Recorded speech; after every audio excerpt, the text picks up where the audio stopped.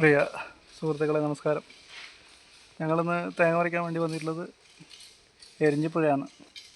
ഞാനും പിന്നെ രാജേഷേട്ടനാണ് കൂടെയുള്ളത് പറിക്കാൻ വേണ്ടിയിട്ട്. ഇതാണ് തെങ്ങും തോട്ടം. വളരെ വലിയ തെങ്ങാണ് തേങ്ങ പറിക്കാനുള്ളത്.